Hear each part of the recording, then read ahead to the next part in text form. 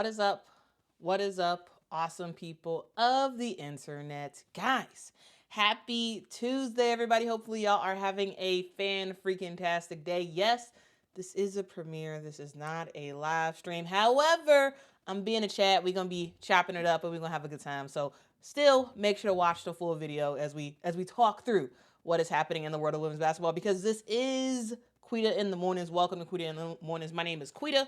We are in the mornings and we're talking about some women's hoops. But before we get into the awesome show that I have planned for you guys, I did want to start off by talking about the Texas Tech versus Oklahoma game that I watched last night. Guys, I love softball. I'm a big softball fan. Not as much as basketball, but like huge softball fan. I've been following the Women's College World Series, and yesterday we saw an epic game that had an epic ending. Oklahoma versus Texas Tech. Texas Tech basically was winning 2-0 basically most of the game. Nigeri Kennedy, the $1 million pitcher plus home run hitter extraordinaire, she was doing her thing on the mound. She was rocking out. Then all of a sudden, in the 7th inning, a 2-run home run batted in. Oklahoma was down bad. It was bad news bears for Oklahoma, but all of a sudden that bomb hit. The crowd was going crazy, and I was watching the game thinking, okay, well, Texas Tech got it. Nigeri Kennedy, nice job. She did her thing, right? She's going to wind up with no runs batted in the game, but in the 7th inning, boom, a bomb was hit, and it was looking like, oh, wow. Is Oklahoma about to do it again? Oklahoma, the team that always finds a way to win, a team that has had these sort of like last-second comebacks in the past, a team that is on a winning streak when it comes to the Women's College World Series, a team that has the best coach in women's softball in Patty Gasso. Like this team is great, but they're also very young. But also, I was like, oh my goodness, are they about to get the job done? But no. Texas Tech ended up getting a run in the next inning, and then boom, Texas Tech ends up winning the game. I thought it was a very exciting game. That was not a great description of the game. However, it was awesome. And if y'all actually do want a real description, let me know, because truly I love women's softball. And like, if y'all are interested, I'm gonna just do a separate thing that's not women's basketball video related to talk about women's softball, because dog, yesterday was a game. It was a game. I'm just telling you. Anyway, we got a great show for you all today. We're gonna get to some of the stuff that I didn't talk about yesterday, including where teams are standing, what's going on with the Commissioner's Cup, and the thing that I want to actually lead off talking about is an idea that says either you stay or you're out. Because honestly, guys, that seems to be an unspoken rule this WNBA season, and the message is loudest for the players who are not stars. In the last couple of days, we saw 2 healthy players in Sevgi Uzun of the Phoenix Mercury and Robyn Parks of the Connecticut Sun get waived. And guess what? Both of these players are headed to EuroBasket. Robyn to Greece, Sevgi to Turkey. Now, coincidence? No, I think not. I don't think this is a coincidence at all. So let's talk about the rising pressure that players are under to not leave their team midseason, even if it means skipping out on one of the most prestigious basketball tournaments in the world. Because here's the deal. EuroBasket sure is important, but the WNBA does not care. So if you are like, EuroBasket, what is that? I'm confused. Well, let me tell you about EuroBasket. If you're not familiar, EuroBasket Women is basically the UEFA Euros of women's basketball. It is the top national tournament for European teams, which is held every 2 years. It plays a huge role in qualifying for the Olympics and the World Cup. This year, it is actually going to be running from June the 18th through June the 29th. And it's going to take place in several countries: Chechnya, Germany, Italy, and Greece. Now, right in the heart of the WNBA season is EuroBasket women. And in years past, we've seen lots of players leave, and it's always a huge inconvenience, but WNBA teams and whatnot, they don't really have a choice of sorts. So naturally, we come to that time again, and WNBA players want to go and represent their countries. And why wouldn't they, right? But this year, for me, it just seems kind of different. It seems kind of different because we've seen a wave of big name opt-outs of EuroBasket. We got Gabby Williams and Dominique Malonga of the Seattle Storm that said no to France. You have Carla Late, who said no to France as well. And she's with the Golden State Valkyries, right? You got Maureen Johannes with the New York Liberty, who said no to France. So she's out. You got Kyra Linskins of the Golden State Valkyries, who said no to Team Belgium. And for the Phoenix Mercury, you got Natasha Mack, who said no to Montenegro. It's a lot of talent that are staying put in the WNBA. And the reason is becoming clearer. Because a lot of WNBA teams are not thrilled about losing players, even if it's just for a couple of weeks, because it just messes up the WNBA season. And at the same time, I don't want to make it seem like everybody's staying, because that's not true. Not everybody is staying. We do have some players who are going. Layla Khan, the number 10 pick this year, she has not actually suited up for Connecticut so far this year. She's actually going to be playing in France, and she will not make her debut in the WNBA with the Connecticut Sun until at least July, when she is expected to return. We also get Julie Vanloo of the Golden State Valkyries and Julie Alleman of the Sparks, who are both going to be headed to play for Team Belgium. And from what we know, Leonie Fibish and Niara Sabli will also be heading overseas to represent Germany. Satu Sabli, who plays for the Phoenix Mercury, will not be going to represent Germany. So, you may be wondering, what's the difference? Well, let's talk about it. Because while I've talked about some of the players who are going overseas, at least at this point, we have not heard of any of these players getting waived. I don't expect any of these players to get waived, with maybe the exception of maybe Julie Alleman, but I don't think that's going to happen. And the reason why is the way to tell why, we have to actually look specifically at these players individually. So let's look at Sevgi Uzun and let's look at Robyn Parks and why exactly they were waived. So Sevgi Uzun here's the deal. She has not been playing well at all this season for the Phoenix Mercury. She's been struggling to find her rhythm.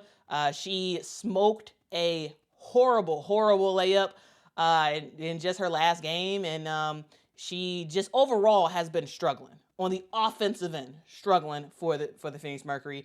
And she was doing like a media scrum or whatever, and then she was talking about going over to EuroBasket. And then, just a little while later, we find out waived. Did she expect to get waived? I don't believe so. The way she was in, it didn't seem like she was expecting this at all, but boom. She's heading overseas to play for EuroBasket to represent her country of Turkey, and that's all fine and dandy, but now she's waived. Mainly because I don't think there was enough offensive production that she was giving to warrant Phoenix being like, you know what, we'll wait for you, right? And then you also have Robyn Parks, who was barely in the rotation for Connecticut. Someone who, when she was on the court, wasn't a offensive spark. Robyn Parks is someone who is a good shooter, but she didn't show it in the couple of games she played with Connecticut. She commits to Team Greece. She's like, hey, I got to go and represent Team Greece, and bam, waived. Now, here's the thing. Both of these teams, both Connecticut and Phoenix, had the ability to suspend their contracts temporarily. They could have temporarily suspended their contracts. They could have temporarily, press pause on stuff. But they didn't decide to do that. They decided to just let them go, to just waive the player. And honestly, in a way, I feel like this tells you everything you need to know about the state of the WNBA. if you are a role player, if you are a borderline rotation piece for a team, there's basically zero margin for anything that looks like a distraction or a potential hindrance to your team. If you want to go overseas and if you want to represent your country in EuroBasket, sure, do you. But don't expect your jersey to be waiting for you when you get back. That seems to be the message that the WNBA is saying. And actually, guys, even Julie Vanloo, who is heading over to EuroBasket, she felt pressure. You know, she originally did a interview with a Belgian outlet. And according to that outlet, Julie said that the WNBA, that WNBA teams put a lot of pressure on players not to leave. And that, you know, players are not thrilled about it. Or teams are not thrilled about it. And then, surprise, she walks back those comments, basically saying that she was misinterpreted and the Valkyries have been supportive. But here's the deal, guys. Let's be fully honest. I think there is some truth to what Julie originally said, though she says she was misinterpreted. So that's that.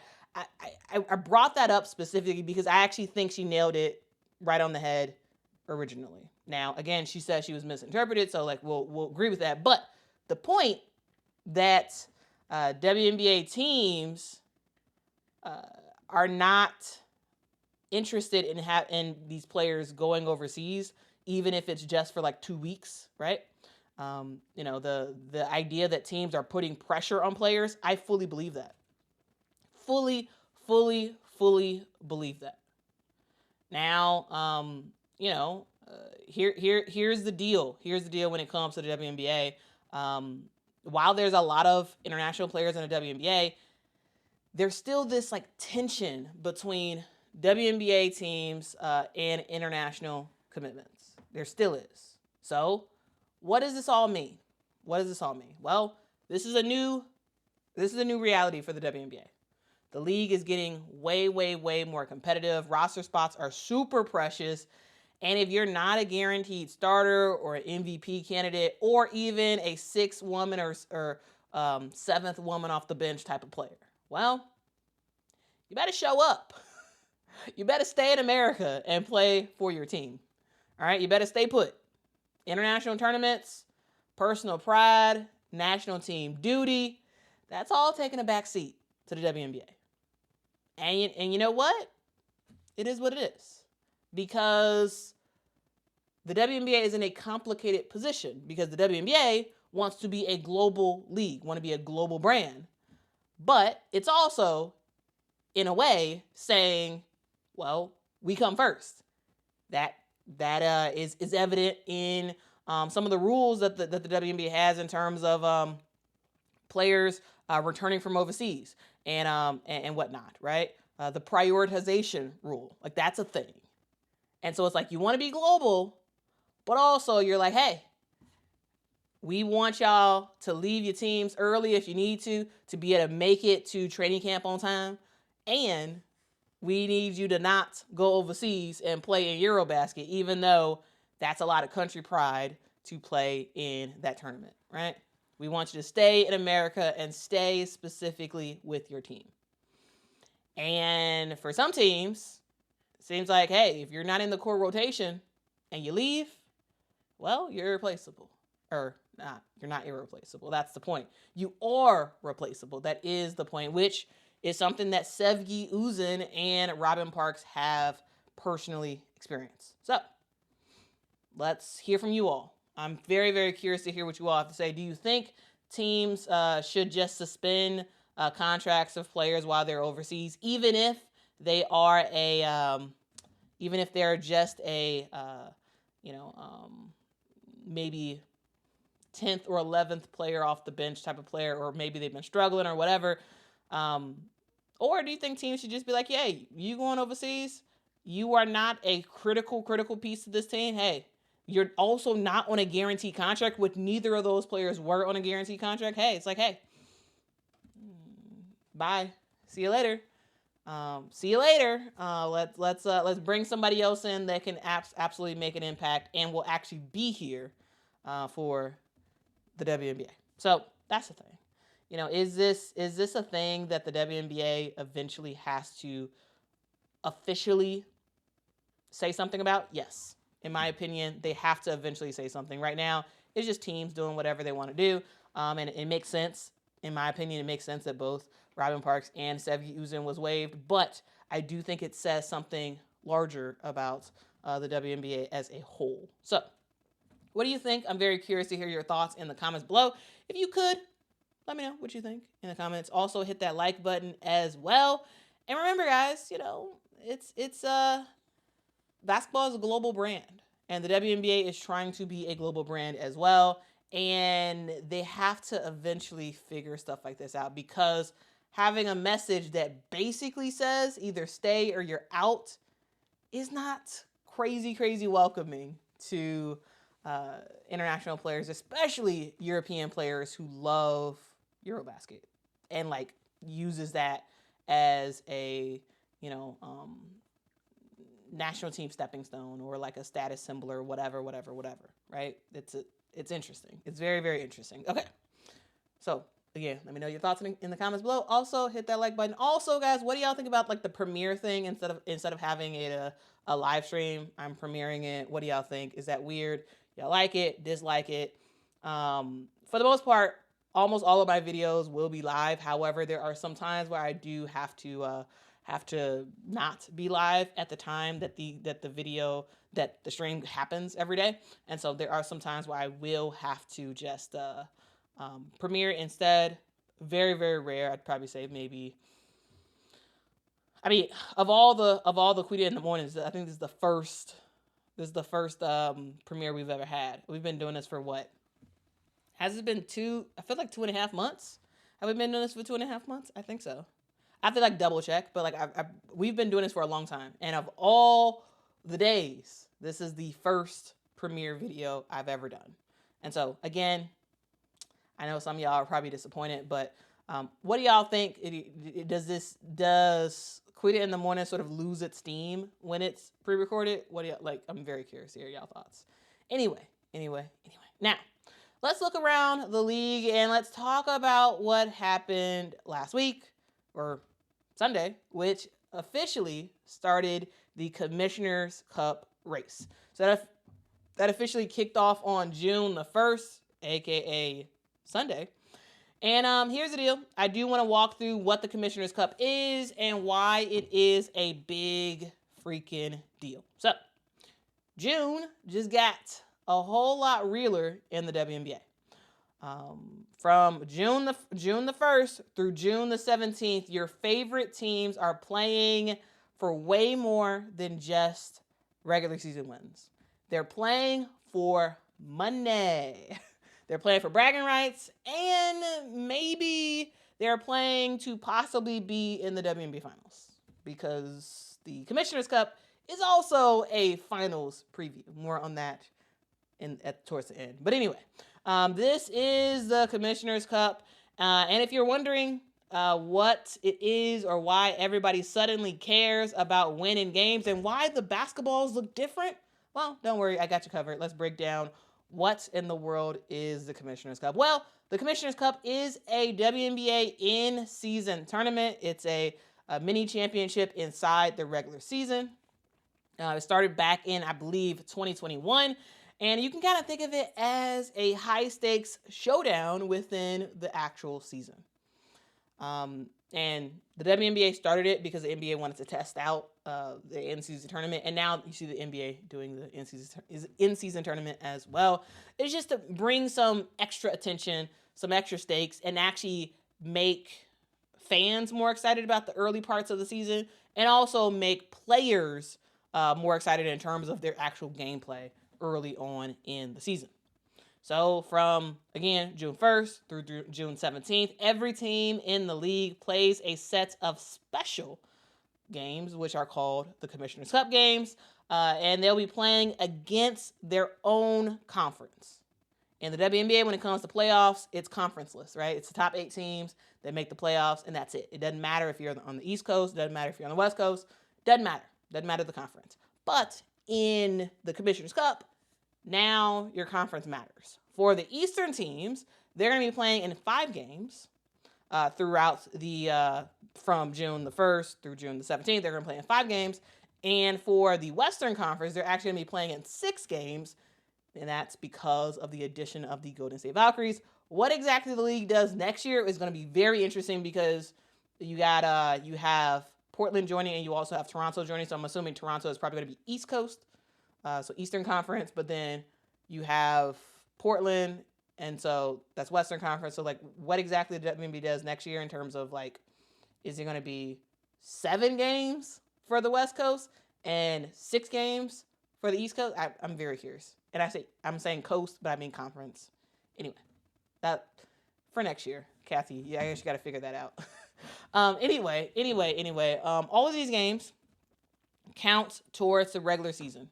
They count towards regular season standings, and they also count towards cup standings, which gives every matchup kind of like a double weight. Like it matters, of course, because you want to make the playoffs and yada yada. That matters, but it also matters because you want to stack up those wins in the Commissioner's Cup so you can make it to the Commissioner's Cup championship game and make some money. Okay. At the end of it all, the best team with the best cup record in each of the conferences, so for the East and West, they will face off in a single game championship that will take place on July the 1st. And here's the deal. It's winners take all. They take the cup and they take a whole lot of cash. So let's talk about why it matters. I feel like I've said money or hinted at money at least 4 times in this segment because it's all about the money. Okay? The winning team splits $500,000 cash. That's a lot of money. It's a lot of money, okay? That is a lot of money when it comes to just even the WNBA salary cap. Like it's like close to like 1/3 of the WNBA salary cap for a team. And so like that's a lot of money anyway. And you can get that by winning, well, a bunch of games and then 1 game at the end. It could be, good payday. I'm just saying. I would love a piece of that. and it's split between the entire team. So that's something to know.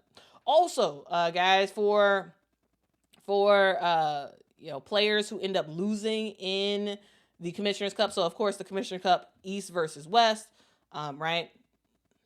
And then whoever wins that, they win the $500,000 that they split between themselves. And then the losing team, they actually do take some money home as well. They take $10,000 home each.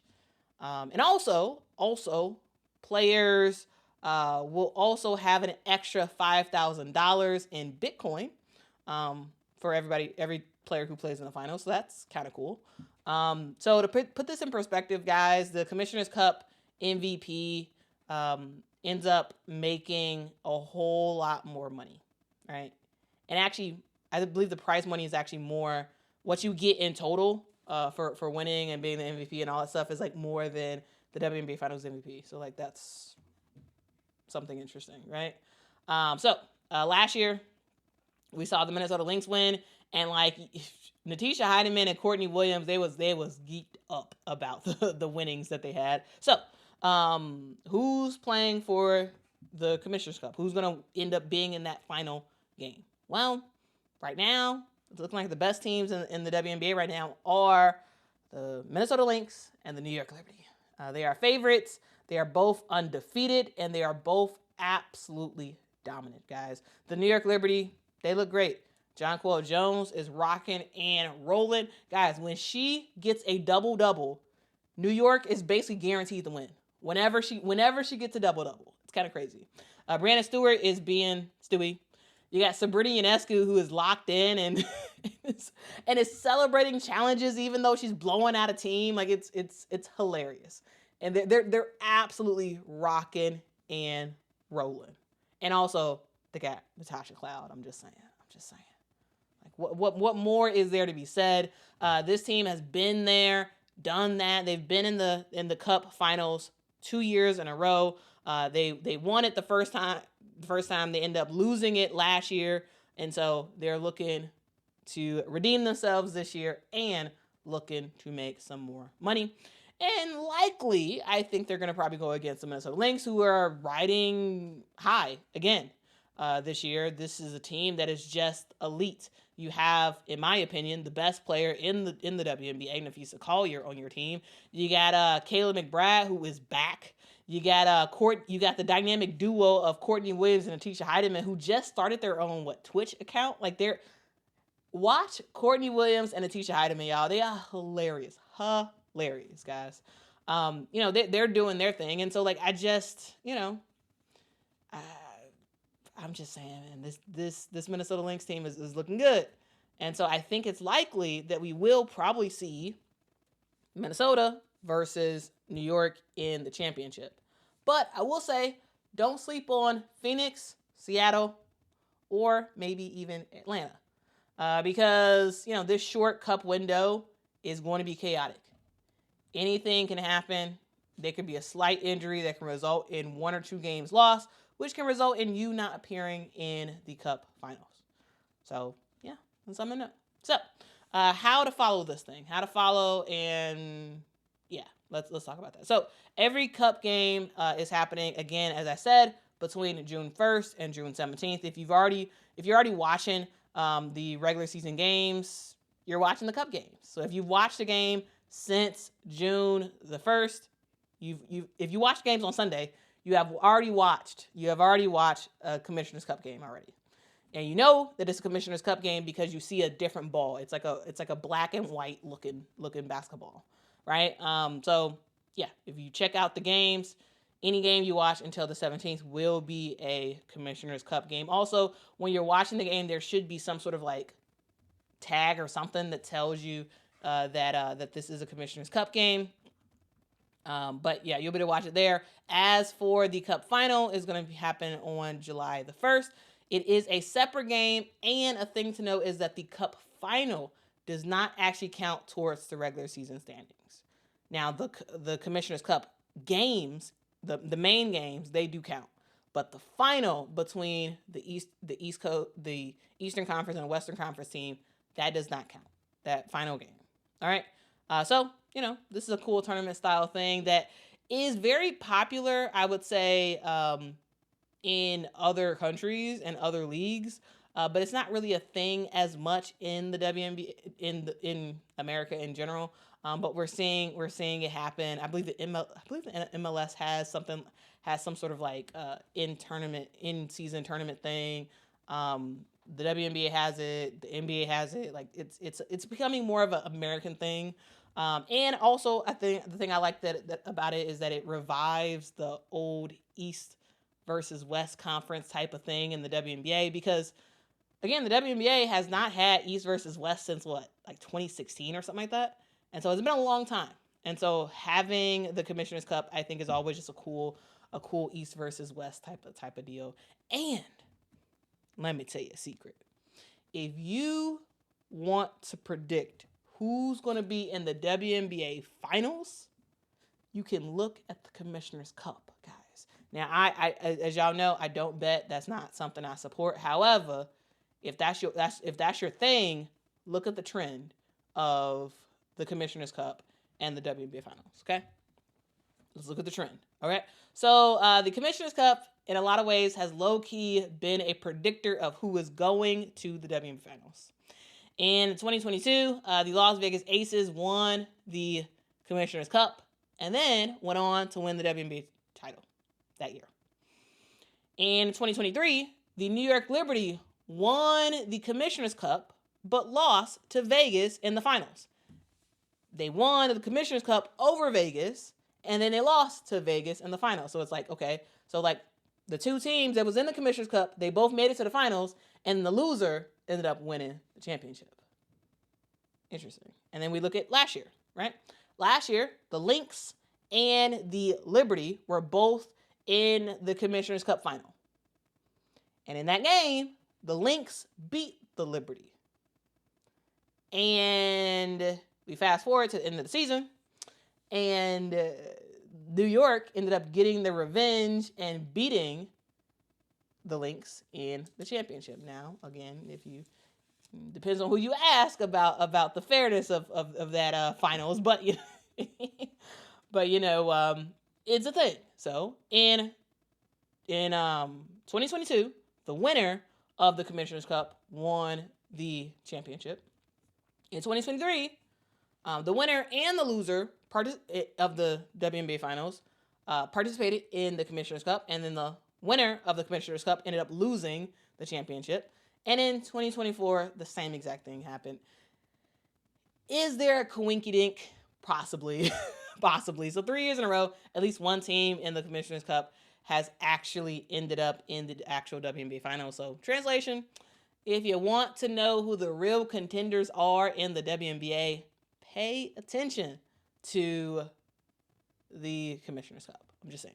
It's more than just cash. It's more than just supporting a charity, which all the teams in the WNBA have selected a charity, and they are, and each win goes, for each win a WNBA team has during the Commissioner's Cup, a portion, a certain amount of money is going to the charity that the teams selected. So that's the thing as well. So, but it's more than just cash. It's more than just cash for the players and the charities they want to support.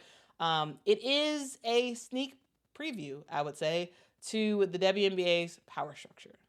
I'm saying, because it really is that split between East versus West. And even though the WNBA does not have East versus West thing in the playoffs, the last couple of years, it has ended up like that.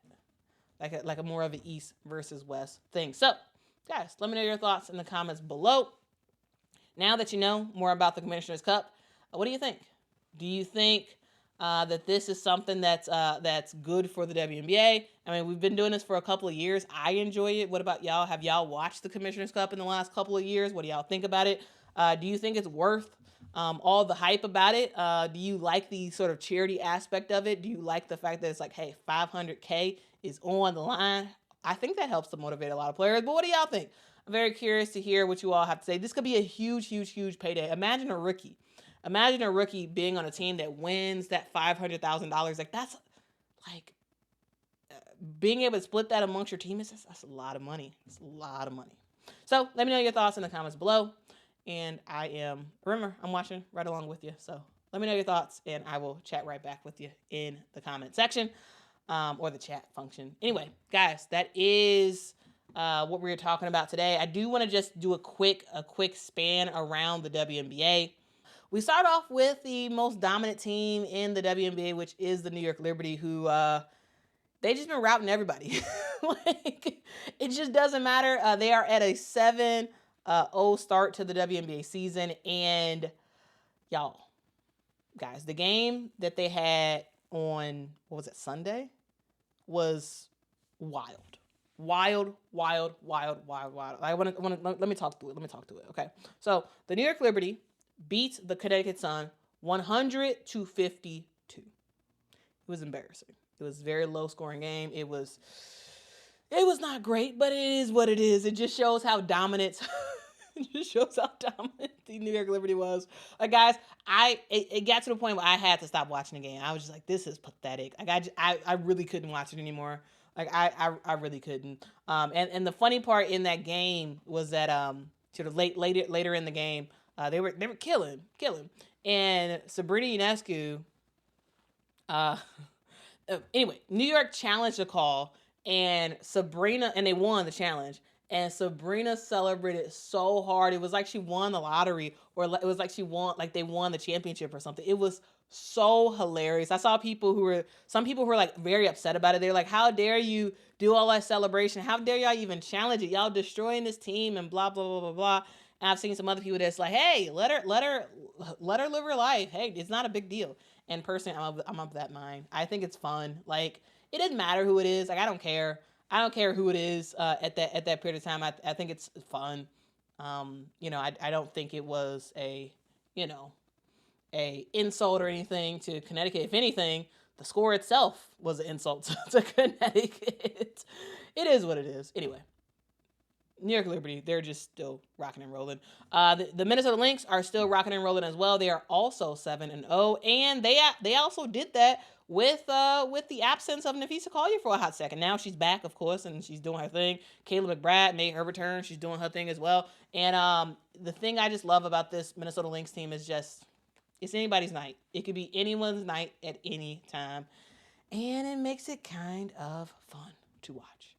All right, next up, let's talk about the Atlanta Dream, because Atlanta is 5-2 on the season, and I'm gonna tell you, Atlanta showed up and showed out this past week with some big games. I'm gonna talk about Alicia Gray and Ryan Howard, who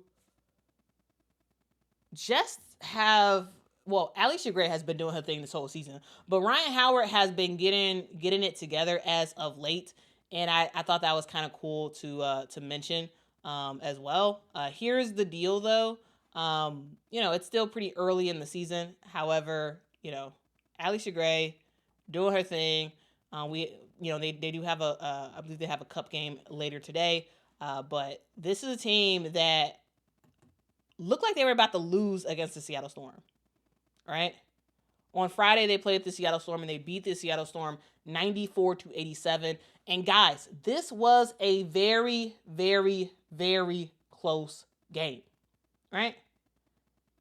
They had a major 15 or 17 or whatever point comeback against the Seattle Storm, and the reason why they're able to do that is because there are a lot of weapons on this squad. A lot of weapons. And I know there's sometimes that we don't talk too much about the Atlanta Dream, but I'm gonna tell you this: when you have Alicia Gray and Ryan Howard, who dropped 33 points, I'm telling y'all, I've been talking about Ryan Howard for the longest. She is the key to this squad, and when she is knocking down her buckets, it's over, guys. It's over. Her and Alicia Gray, they're dominant. They are absolutely dominant. And what a big game. I thought that was a good momentum game for the Atlanta Dream. And this is a team that, has a lot of pieces, right? You got a whole lot of pieces, and it's a matter of just making everything all fit. But if your two star guards in Alicia Gray and Ryan Howard are rocking and rolling, well, I mean, it's looking pretty good. It's looking pretty good for your squad, okay? And I'm gonna just say this: Brianna Jones is fitting in right, like really, really, really well with this team. I did have a slight worry about her on this team, and Brittany Griner, her knees are messed up or whatever, but seems like Atlanta's fine. So that's that. I also did want to just briefly talk about the Las Vegas Aces as well. This is a team that is still trying to find themselves. This Las Vegas Aces team they're not the same team as they used to be at all. They are a team that, has lost a lot of pieces, and they're starting to feel it, I would say. But they did go 1-1 against the Seattle Storm. Their first game against Seattle, not this Sunday, but the Sunday before that, they lost that game. And then this past Sunday, on June the 1st, they played Seattle again, and they won. So that was a good rebounding opportunity, and just a fun sort of rematch thing. Like the idea of a player going and facing a team that they previously played for. That's always a thing in my head. That's always like, I wonder how they're going to react. I wonder how this is going to work out. And blah, blah, blah, blah, blah. Anyway, that's that. I don't have time to go through all these other teams. But yeah, I'll sort of leave it there. But what do y'all think overall about where the WNBA is headed? We do have a bunch of games that are happening tonight, so I hope y'all are excited about those games. Let's kind of go through them real quick. We do have the Washington Mystics versus the Indiana Fever. That game is happening at 7 p.m. Eastern Time on NBA TV. We got Phoenix versus Minnesota happening at 8 p.m. Eastern Time on ESPN3. And we have Dallas versus Seattle at 9:30 on ESPN. Hopefully, y'all are going to watch those games. I will be watching those games, and I will keep y'all posted about what happens tomorrow. All right? Thank y'all so much for rocking with me, and I will see y'all in the next one. Until next time, guys. Bye-bye.